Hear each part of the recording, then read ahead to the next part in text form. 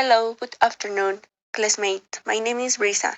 In this list, I will share some of my favorite movies, spanning a variety of genres and countries. Each of these masterpieces has not only entertained me, but also left an imprint of the way I see the world. From heartwarming dramas to witty comedies, each film has its own story to tell. Let's discover them. Control, director Anton Corbijn. Control is a film about Ian Curtis, one of the legends of post-punk. At the end of the last century, decadence, ingenious, tortures, love, purity, and struggle, suicide, and joy, there are opposing terms. Chiaroscuro, surrounding the life that ends in his death. Fallen Angel, written and directed by Hong Kar-wai. This film tells two intriguing parallel stories with five very different characters who end up crossing paths in Hong Kong. It is a film that perfectly reflects the audiovisual and thematic ideas, an impressionistic collage of the city, captured in a way that was at once stylized and documentary, realistic, and cinematic that would be imitated ad nauseam. The next movie is England is Mine, director Mark Gill, a film about the life of Morrissey and his early life in 1970s Manchester, before he became the lead singer of the influential alternative rock band, The Smiths. It is a melancholic portrait full of philosophical questions that explains the complex mind of a young future world music star. It shows a lot of all the British youth that is involved in musicality and above all in getting their ideas out into the world. The next movie is one of my favorites. Spirited Away, director Hayao Miyazaki. Spirited Away is a 2001 Japanese animated film written and directed by Hayao Miyazaki, animated by Studio Ghibli, and without a doubt, my favorite childhood film. It is mainly about the journey of a 10-year-old girl in which she matures, evolves, learns to be brave and to manage her feelings and knowledge, all in a fantasy world full of beautiful landscapes and enduring. The Beautiful Person, director Christopher Honore.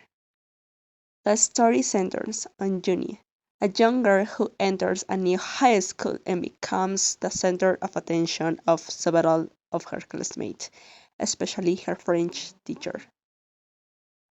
Exploring themes of love, desire, and the complexity of interpersonal relationships. A lyrical and melancholic approach is used to portray youth and its passions, which is reflected in the use of careful aesthetics and a nostalgic soundtrack that accompanies the narrative. Immaculate, director Michael Mohan. This film is a masterpiece of psychological horror that offers an intense and riveting experience. The film follows a young woman who, after a traumatic event, enters a convent and begins to face disturbing events that challenge her sanity and faith.